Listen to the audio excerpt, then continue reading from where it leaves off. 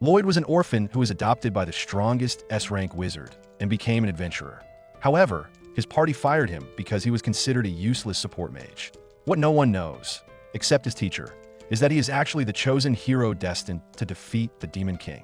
Rewind the clock. Back to the days when Lloyd was still being spoon-fed wisdom by his master, a hot, cold-blooded drunkard named Merlin. She was an S-rank adventurer with the body of a goddess and the emotional stability of a hungover raccoon. She'd picked Lloyd up after a demon lord blitzkrieg nuked his village into ashes, adopting him like a stray cat with healing potential.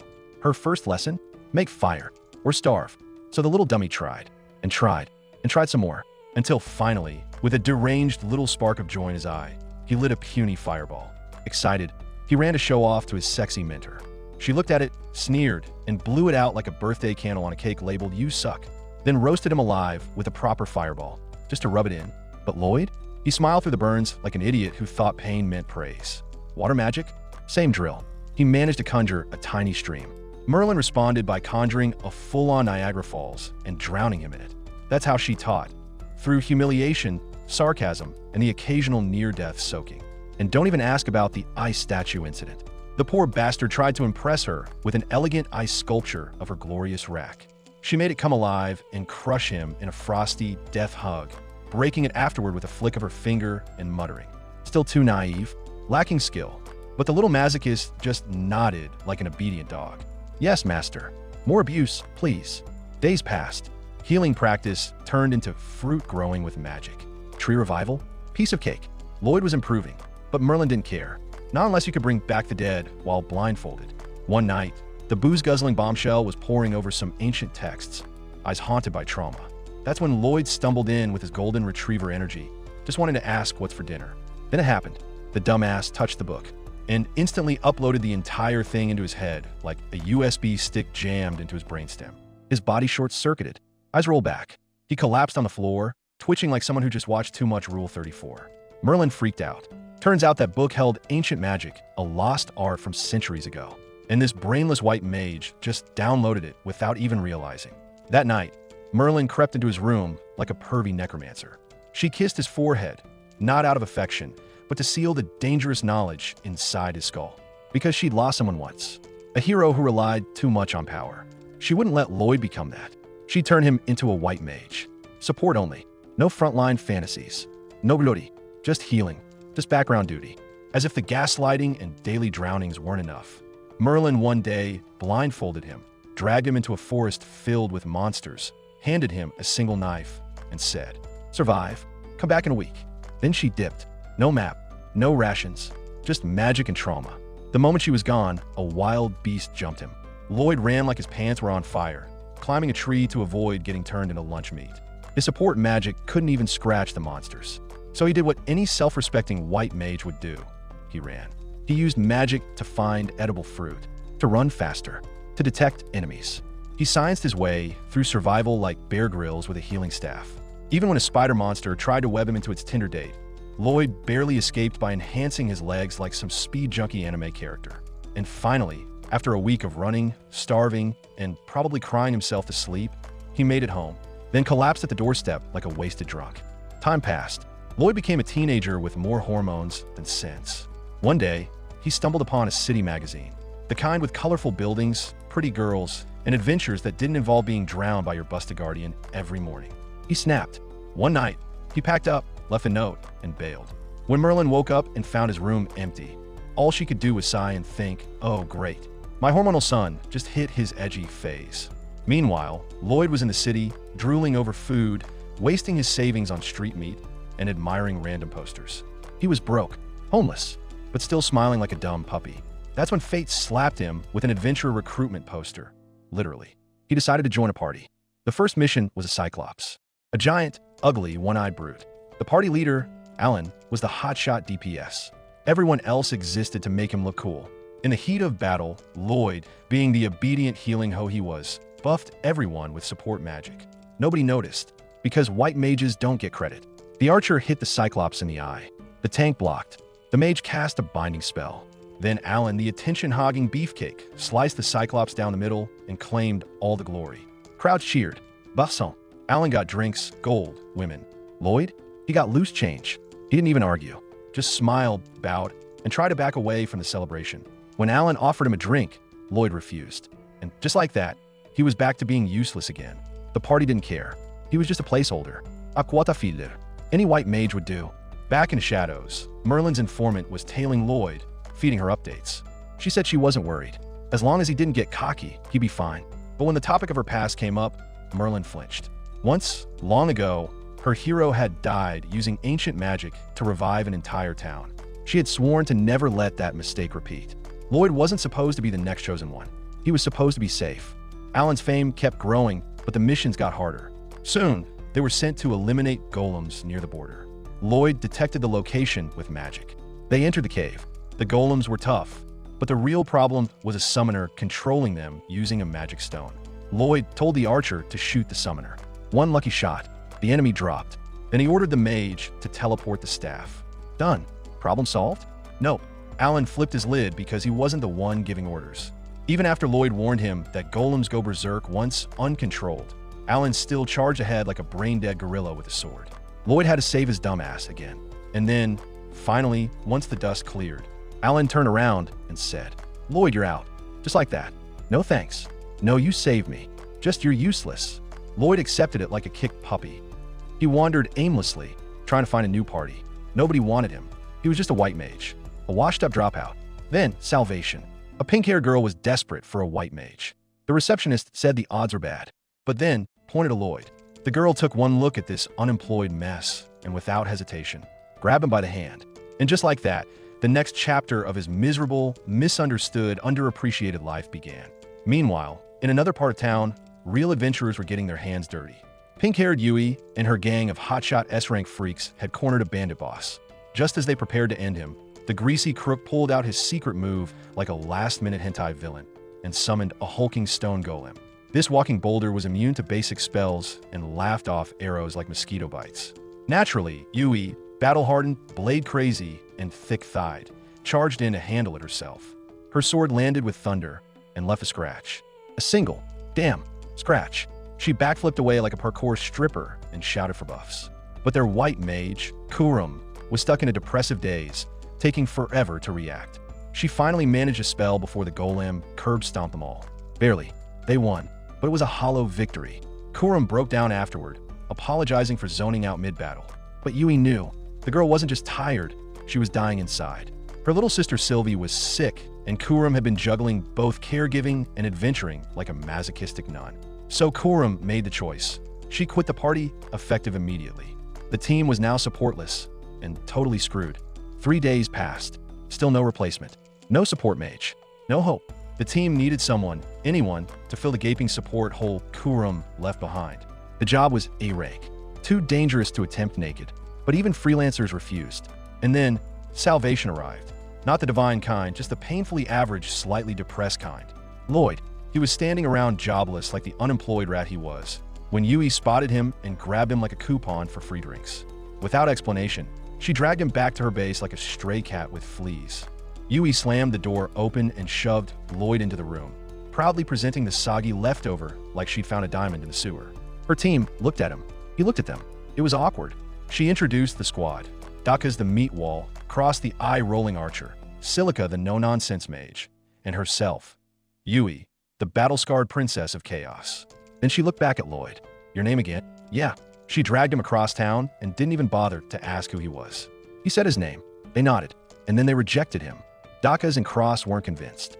Yui was acting on desperation, not logic. Kurum couldn't be replaced by a mopey white mage with a thrift store cloak. They suggested canceling the mission, but Yui refused. This was an A-rank request. Only top-tier teams could accept. With all other S and A-rank parties out of town, they were the only hope. Lloyd's eyes widened. He was standing in front of an actual S-rank party. The kind of legends you read about while sitting on a chamber pot. Still, he didn't feel worthy. But then, Yui believed in him. She demanded he at least try. They decided to test him. One enhancement spell, cast on the whole team simultaneously.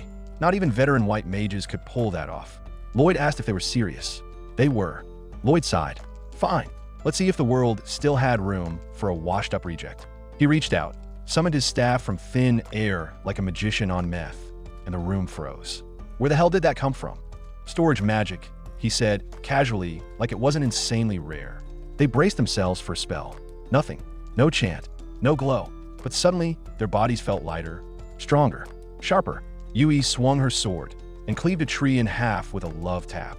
Lloyd had cast not one, not two, but 5 enhancement spells across the entire party. All at once. No chant. No lag. Just pure magical flexing. They stood stunned. And Lloyd, he apologized for showing low-level magic. Said he understood now. He wasn't good enough for this party either. Then turned around and began to walk away like a wounded puppy. Yui caught him. She asked where he'd come from. He dropped the bomb casually. Oh, I was in the hero's party. They kicked me out for being weak. Silica's jaw hit the floor. He could cast 5 stacked buffs silently and still got rejected? What kind of twisted power-scaling hellhole did he crawl out of? Cross wanted to scream. If this guy's weak, what did that make them? Lloyd tried to change the topic. Why not bring your support mage back? Yui explained. Kuram had a sister, Sylvie. The girl was sick, her body slowly turning into magic stone.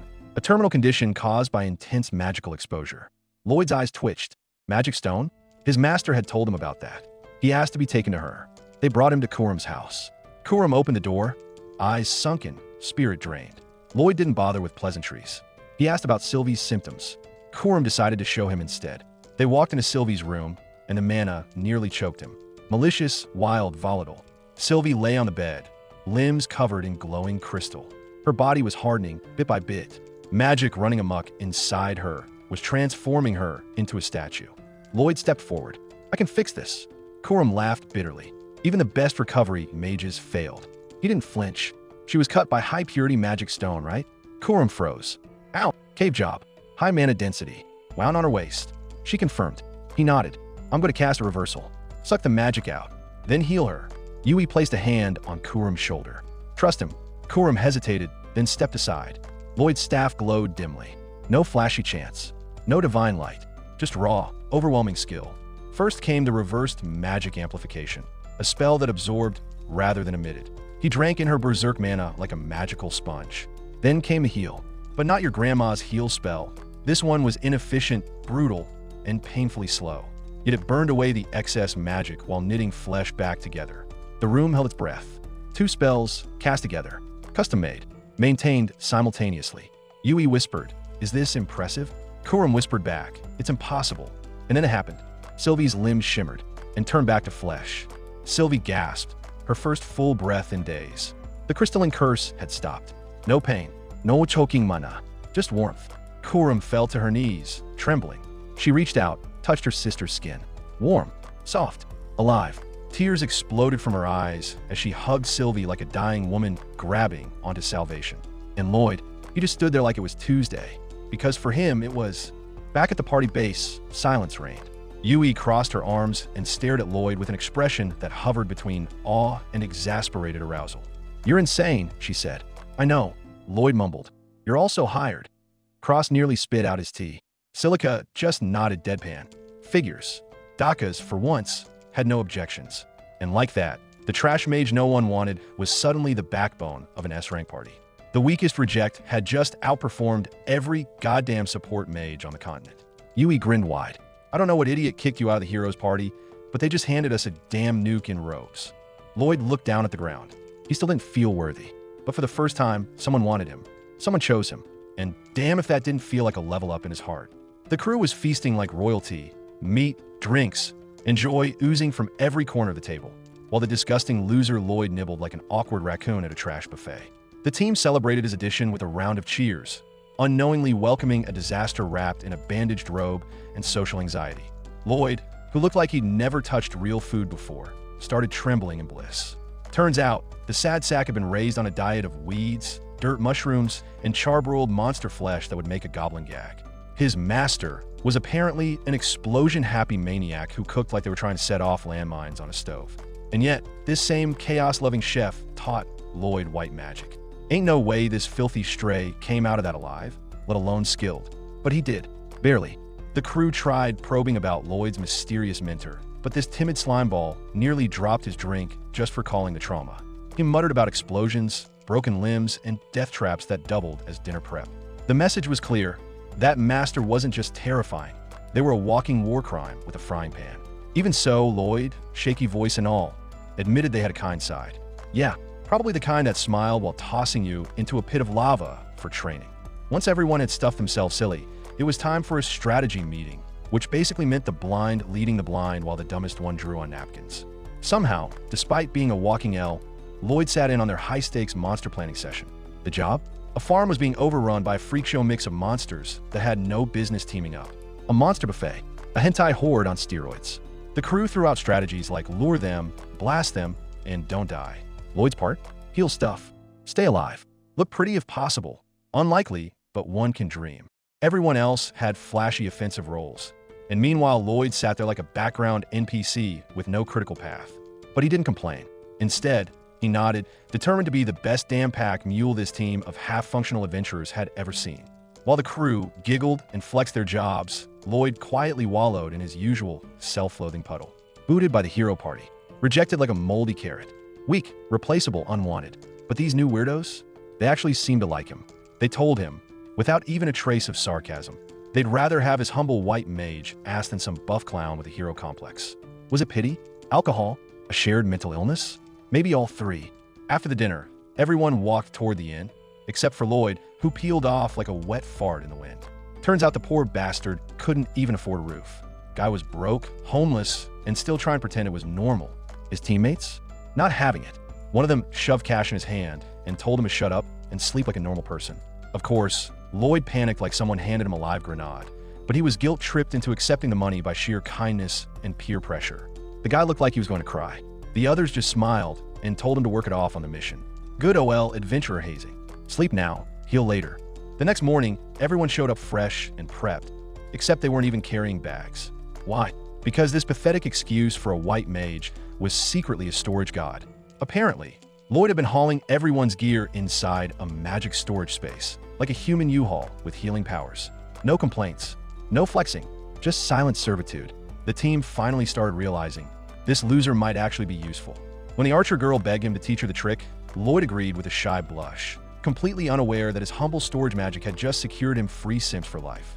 As they climbed the steep mountain pass toward their client's farm, tension began to build. The demons might have been quiet lately, but the vibes were off. To calm the nerves, the group started a brain-melting riddle game that required more stupidity than logic. Questions like, what do you do with tea after a mistake, flew around like hot garbage in Lloyd. He had no idea what was happening. Turns out the joke was to say something intentionally wrong. A foreign concept to Lloyd, whose idea of a joke was probably surviving a training session with his master. He gave a shot, made a lame excuse, and accidentally told a decent joke. Laughter erupted. The white mage blinked in disbelief. For the first time in a long while, people were laughing with him. They reached the campsite early, so the crew split up, tents, firewood, food gathering, and a not-so-secret stream bath request from one of the girls. Sweaty, tired, and 100% ignoring any danger warnings, she skipped off to take a dip, while the others scrambled to find sticks and fruits. Meanwhile, the monster party was just warming up. Lloyd ended up nearby, blissfully unaware that a literal charging lisk, a creature with the subtlety of a pissed-off rhino, was creeping around the area. 1 second, they were picking fruit. The next, the trees were exploding with reptilian rage. Snakeface lunged. Lloyd panicked. The others? Dove in like magical wrecking balls. It was chaos, screaming, spells, team combos that barely made sense. But somehow, with teamwork and one badass finishing move, the lisk was turned into sushi. Victory dance? Check. Storage magic? Activated. But it wasn't over yet. Another team member had gotten separated, and she was about to have a breakdown trying to learn Lloyd's magic trick. Back at camp, the girls begged Lloyd to teach them storage magic. He tried. He failed. Hard. Turns out, Lloyd's just focused method worked about as well as yelling at a rock. But instead of quitting, they rallied, called it storage, cried a little, and somehow, one of them nailed it. The other? Half succeeded. It was dumb. It was adorable. And it nearly turned Lloyd into a blushing tomato as they thanked him for trying. Guy couldn't handle praise. At all. Later that night, Lloyd found himself having a real conversation with Yui, their loudmouth but secretly damaged party leader. She opened up, told him about her village, her childhood, the monster attack that left her the lone survivor. She didn't care about the job because it paid. She cared because the farm reminded her of what she'd lost. And Lloyd, he just listened. Didn't try to comfort her with cheesy lines or pity stares. Just nodded and offered to wake the others so they could move out. Damn, for a useless white mage, he was starting to feel less useless. Suddenly, sh*t hit the fan. A ballark migration, Massive monsters with heads like battering rams was heading straight for the farm. The crew sprang into action. Lloyd yelled storage like his life depended on it, because it did. The team executed a last-minute strategy: distractions, traps, combo attacks. Even Lloyd, the so-called weakling, stepped up to yell orders mid-battle, and the others listened. For once, he wasn't dead weight. He was leading. They did it. The monsters were stopped. The farm was saved.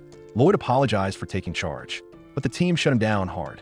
They praised his leadership, his magic, his big brain tactics. They even told him they'd be relying on him from now on. Lloyd nearly passed out from the shock. For a guy who couldn't even afford an embed a day ago, being called leader felt like a full-blown fever dream. But he accepted it. Sort of. With their stuff packed in Lloyd's personal dimension again, the team marched out. Yui raced ahead like a demon squirrel, while Lloyd lagged behind like a confused grandpa. She teased him, called him slow, threw insults like candy.